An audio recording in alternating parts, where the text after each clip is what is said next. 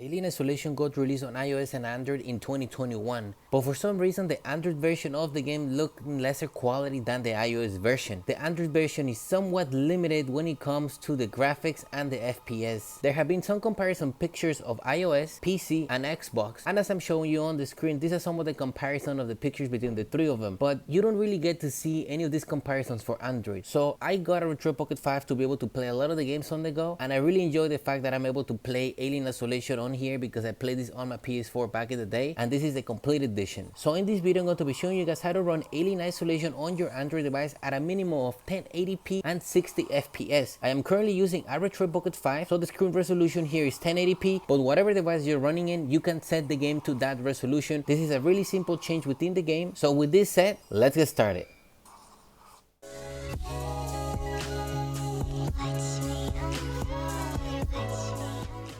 Now before we begin, don't forget to drop a like, subscribe to my channel, it really helps me grow and I can keep on bringing content for you guys like this. Also, one thing that you're really going to need is a code editor or text editor, and I'm going to be showing you the reason why. For this, I am using Mixplorer Silver, but you can use any editor of your choice. But basically what we're going to be doing is we're going to be navigating to the Android system files. We're going to be opening the preferences of the game where you're going to make the changes. So let's jump right into our device and let's get this done. Now I'm going to open Mixplorer Silver. You can open any file manager of your choice, and also make sure you have a text editor. Okay, in here you're going to navigate to Android data, and in here you're going to navigate until you find com.feralinteractive.alienisolation_android. You're going to click there, and then you open the files folder. In here you're going to open Feral App Support, scroll down until you find preferences and click on those, and you're going to open as text. And here I'm going to use the Mixplorer code editor. Now if this is your first time doing this may look a little bit scary or whatever, but it's really simple. So the main change that I recommend to do here, you're going to see like a bunch of basically text and a bunch of lines. So just scroll down here until you find line 60 that says fixed screen height. Right here, fixed screen height, and right here by default this was set to 720, so I changed the resolution here to 1080. I am using a Retroid Pocket 5, so the resolution of my device is 1080p, so you can change this to whatever the resolution of your device is. That way the game will be running at native resolution. And next, the main thing that you want to do is scroll down to line 193. It may be slightly different for yours, so it's possible that instead of line 193 maybe like 194 or 192. It just depends on your device. But right here what you want to see is the graphics max frame rate, and here the default value used to be 30, so change that to 60. And for line 195 graphics resolution scaling, make sure that this is 100. Then all you need to do is save this, and if you open Alien Isolation you're going to see the changes reflected on the game. And if you're going from the resolution 720, which was the default, to 1080p, you can see the big jump in graphics. So if you set the graphics to a higher resolution, you're definitely going to see a bigger change. Now I'm opening back Mixplorer Silver, and I'm gonna open the preferences again, and the following are optional preferences, and you're going to see them on the screen, the values and the lines that you need to change. This is totally optional. I previously changed those for my Retroid Pocket 5, but I was definitely seeing FPS drops below 30. Now I don't want to have my game running below 30, so I decided not to change these settings because I felt that the game looks pretty good as it is, obviously other than changing the graphics and the FPS. But if you do want to change these optional settings, the game will probably look a little bit better. Obviously depending on your device it will affect the performance a little bit, but if you have a really powerful device it shouldn't be really that big of a deal. So the first thing you want to do is navigate to line 143, and again it may not necessarily be line 143 on your device. On my device is 143, but you want to looking for the anti-aliasing value. In here you're going to set the anti-aliasing as 3. You're going to scroll down to line 161 and you're looking for particles, and make sure you're not changing the particles visible, you're only changing the particles value, and that one you can change it to 3. And if you scroll down to 163 for reflections, you can change the reflections to 1. For line 165 the ambient occlusion, you can change the value to 2. Then for line 167 shadow mapping, you can change this value to 4. For line 169 for shadow map resolution, you can change this value to 3. For line 171 for texture filtering, you can change that value to 5. And for line 175 volumetric lighting, you can change that value to 1. It is also possible for you to change the VSync if you would like that. You could probably set there like a 1 or a 2, just kind of play around and see how the game reacts to that. But like I said, I just left all these settings as they are. Unfortunately we're not able to change this within the game menu, and even changing the graphics settings or performance settings within the game menu, it still doesn't give you the best resolution that you can get for the game. That's why you had to go into this file and modify that. So with this said, save this file, save your preferences, and then open the game. Also, for whatever reason you mess up up this file, you're like, oh man, I messed up something, or the game's not booting up or whatever, all you need to do is select the preferences file and you can just delete it. Literally delete it and reopen the game, and the game will automatically generate this file for you. It's gonna ask you again, like if you open the game for the first time, do you want to connect to Google Play Store and whatnot, and then you can just go ahead and modify this file again. Now I'm gonna open Alien Isolation, and now on the Retroid Pocket 5 I have an option to see the FPS of the game. So you can see right here, I just enable it and you can see the FPS on the top left corner of 51 FPS, and I'm going to start the game. Now the game is not going to run exactly at 60 FPS, only on some areas, but the game is definitely running better than before. It is not locked at 30 FPS like it was before. Like here you can see that I'm moving around 40 FPS, 38 FPS. I was not able to reach any of this FPS in the past. So also the resolution of the game looks a lot better. It doesn't look blurry. At 720p on the Retroid Pocket 5, this was looking a little bit blurry, and I personally didn't like that because I had this game on my iPhone and I feel that it looks a lot better there. So after making these changes, I can see that the game performs a lot better than it did because it's not locked on the FPS, and honestly the resolution looks pretty good. It looks pretty comparable to the iPhone resolution, but I feel that overall for the Retroid Pocket 5 this is really good. So if you have a better Android device, obviously this is going to look a lot better and it's probably going to perform a lot better on your device, but it is cool to see that we can modify those files and we can just literally play the game, I feel, the way it was supposed to be intended. So that is all for this video. Thank you guys for watching. Don't forget to drop a like, subscribe to my channel, and I will see you guys next time.